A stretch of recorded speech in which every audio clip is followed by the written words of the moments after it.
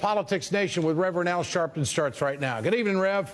Good evening, Ed, and thanks to you for tuning in. I'm live tonight from Washington, D.C. Tonight's lead, an amazing day in the so-called loud music murder trial that's reignited the debate about stand your ground. 7 months after George Zimmerman was acquitted in the killing of Trayvon Martin, saying he was in fear of his life, Florida's controversial stand your ground law, a law that you can use deadly force if you feel threatened, is back in the national spotlight. This case began one evening in November 2012 at a gas station in Jacksonville, Florida. Michael Dunn got into an argument about loud music with 4 teenagers sitting inside a parked SUV. Dunn fired 10 shots at the vehicle. One of the teens, 17-year-old Jordan Davis, died at the scene. Michael Dunn is charged with first-degree murder. He says the killing was in self-defense and that the teen threatened him with a gun. But so far, no gun has been found. What this all comes down to is, will the jury believe him? He claims there was a gun, but no one else testified to that. Today, in a riveting courtroom moment, he took the stand himself. For over 3 hours, he gave dramatic testimony, and at times he broke down, wiping away tears. Here's what he says happened after he asked the teenagers in the SUV to turn down their music. He says, yeah, I'm gonna kill you. I look, and I'm looking at a barrel. He's showing me a gun, and he's threatening me. He said he was gonna effing kill me, but after he opened the door, then he looked at me and said, you're dead. And were you still sitting there in shock? Yes, I was. Were you still in fear for your life? I became even more fearful at that point. Okay. At that point, what did you believe was about to happen to you? I thought I was gonna be killed. Did you even think he might even be able to get a shot off? Yes, I did. Then he demonstrated for the jury what he says happened next.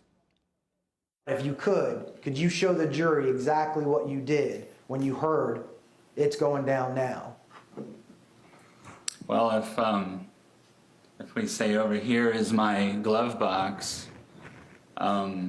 I'm looking out the window, and I said, you're not gonna kill me, you son of a b****, and I shot.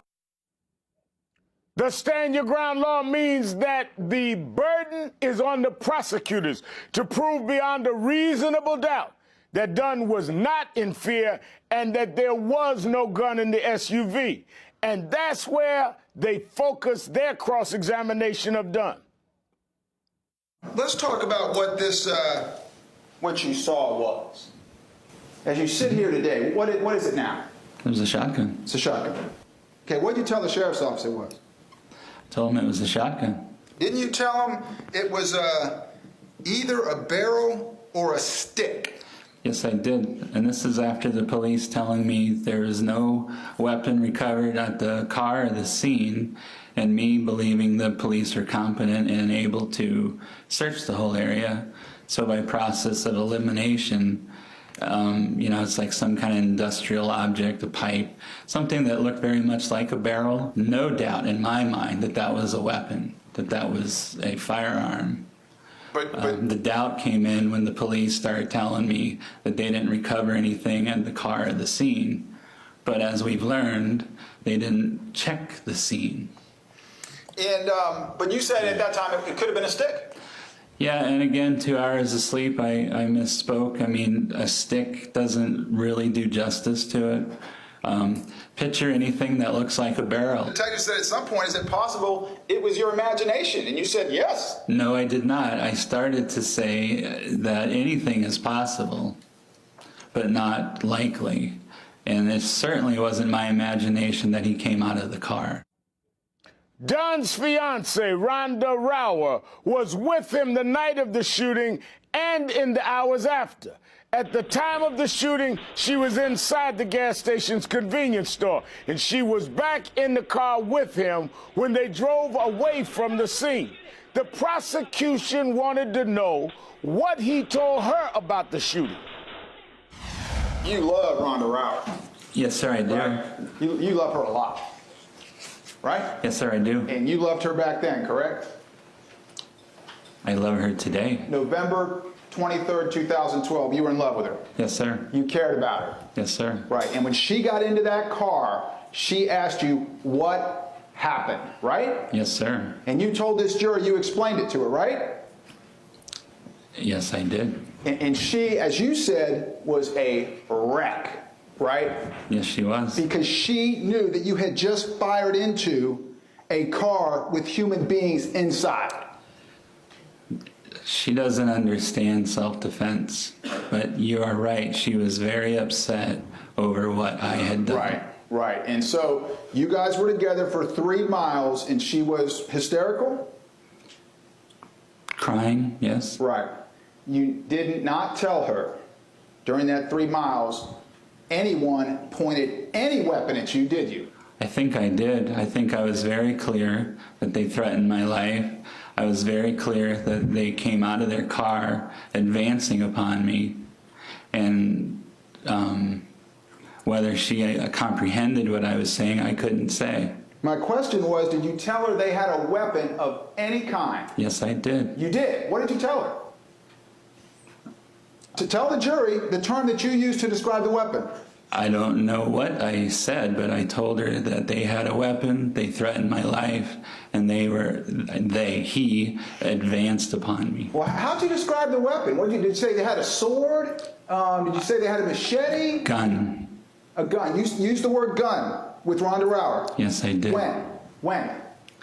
Multiple times. You telling this jury that on the way back to the hotel, you told Rhonda Rower that the boys in the car had a gun.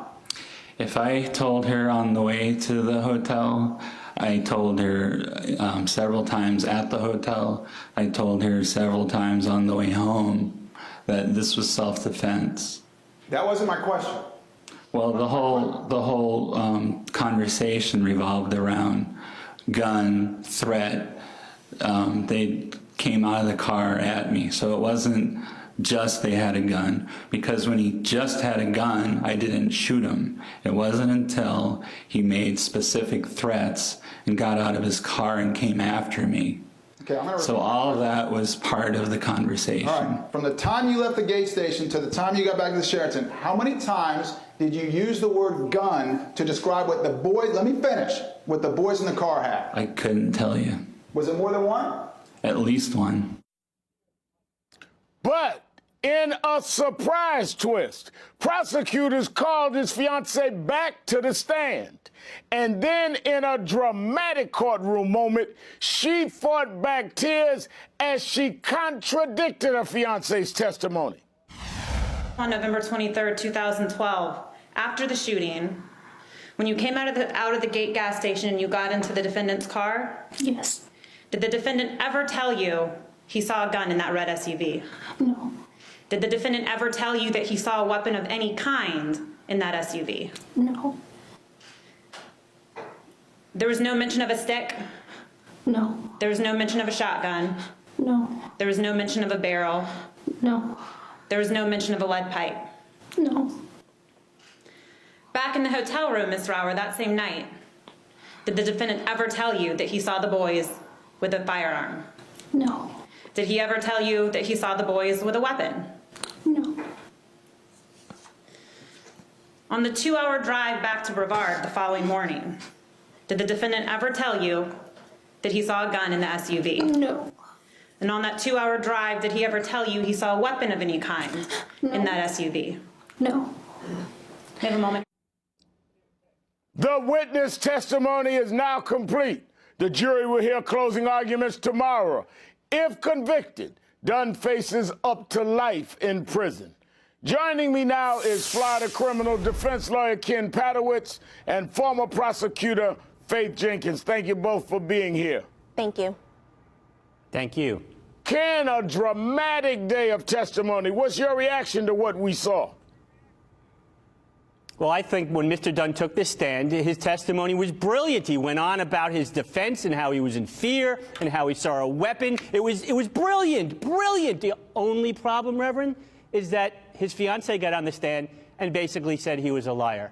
It basically took away his credibility with the jury. So this brilliant testimony by the defendant went poof, like a shooting star, up in smoke, in my opinion. That jury, credibility is everything to that jury. And here in a self-defense case, Mr. Dunn basically had his credibility go down the drain with the testimony of his fiancée. So I think the prosecution is in a great position in this case. Faith, your views on what happened today? I mean, here you have Rhonda Rauer, right, his fiancée. She loves him. She doesn't want to see him go to jail. She doesn't want to see him get into trouble. She obviously doesn't want to be there on the witness stand. And she comes in and she's sort of reluctantly telling the jury what the real truth is. And it's minutes after Michael Dunn looks in the jury's eyes and tells them they had a gun, they had a weapon, they were threatening me with their life. Because what better way to bolster his testimony that he was in fear for his life than to put a gun in Jordan Davis's hands? But the fact is, that night, what happened that night, the minutes after he shot and killed Jordan Davis, he's with his fiancée for hours after that incident. He never, ever mentions that they pointed a weapon at him. And now the jury know he was absolutely lying. Now, Ken, the key here is the credibility, as you said, of Dunn, the defendant. And the entire defense centers around whether there was a gun or any kind of weapon, for that matter, in the teen's car. In an exchange today, the defense attorney seems to be laying blame on the police work after the shooting, asking Dunn about the police interview he did. Listen to this. Did he tell you if we found any gun, that would be different? Yes, he did. Did he even tell you if we found a water gun that was painted black, that would be different? Yes, he did. Were you under the assumption that they actually searched the plaza for a gun? I was. Were you under the assumption that they actually searched the bushes for a gun? I was. Were you actually under the assumption that they checked dumpsters that night for a gun? I was. Did they ever convey to you in your interrogation that nothing was ever checked in the area when they told you, we never found a gun? They did not. Well, Ken, will the jury buy this? Well, it's a good tactic that the defense attorney has to use in this case. He has to try to poke holes in the investigation by the police, or lack thereof, to try to show that there was an opportunity for there to have actually been a weapon, there to have been a gun, and that it was disposed of by the other individuals in the car. The problem here is, again, it rests on credibility of the defendant. Even after we focus on the police investigation, the defendant not saying anything to his fiancée the day driving away, not calling the police, driving away back to the hotel, not saying anything to his fiancée about a gun at the hotel, and the next day driving home and not saying anything about a gun. That's going to undermine the good points that the defense attorney made in front of that jury. So I think it was the right thing for the defense to do, but I think it's going to go, again, down the tube because of the testimony by the fiancé that Mr. Dunn never said anything about a weapon. And here's another problem with that. Here's another problem with that.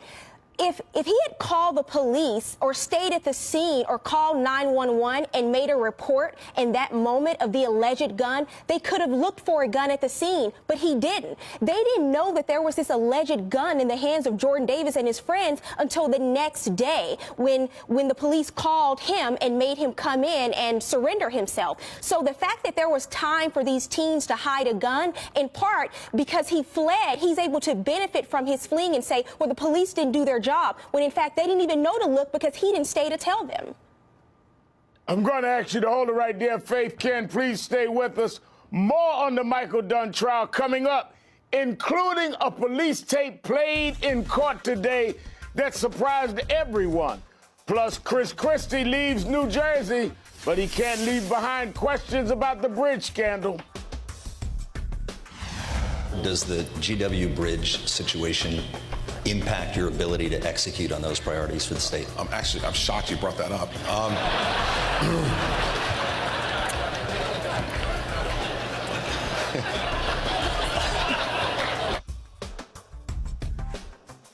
Serious questions tonight about whether Christie's office will actually cooperate with investigators. Also, a big win for President Obama. He stood up to the Tea Party and they blinked. We'll tell you what happened. Stay with us.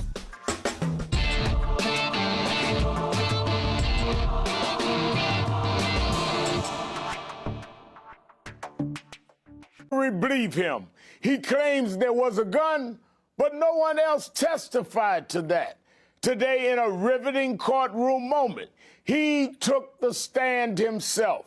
For over 3 hours, he gave dramatic testimony, and at times he broke down, wiping away tears. Here's what he says happened after he asked the teenagers in the SUV to turn down their music. He says, yeah, I'm going to kill you. I look, and I'm looking at a barrel. He's showing me a gun, and he's threatening me. He said he was going to effing kill me, but after he opened the door, then he looked at me and said, you're dead. And were you still sitting there in shock? Yes, I was. Were you still in fear for your life? I became even more fearful at that point. Okay. At that point, what did you believe was about to happen? Politics Nation with Reverend Al Sharpton starts right now. Good evening, Rev. Good evening, Ed, and thanks to you for tuning in. I'm live tonight from Washington, D.C. Tonight's lead, an amazing day in the so-called loud music murder trial that's reignited the debate about stand your ground. 7 months after George Zimmerman was acquitted in the killing of Trayvon Martin, saying he was in fear of his life, Florida's controversial stand your ground law, a law that you can use deadly force if you feel threatened, is back in the national spotlight. This case began one evening in November 2012 at a gas station in Jacksonville, Florida. Michael Dunn got into an argument about loud music with 4 teenagers sitting inside a parked SUV. Dunn fired 10 shots at the vehicle. One of the teens, 17-year-old Jordan Davis, died at the scene. Michael Dunn is charged with first-degree murder. He says the killing was in self-defense and that the teen threatened him with a gun. But so far, no gun has been found. What this all comes down to is, will the jury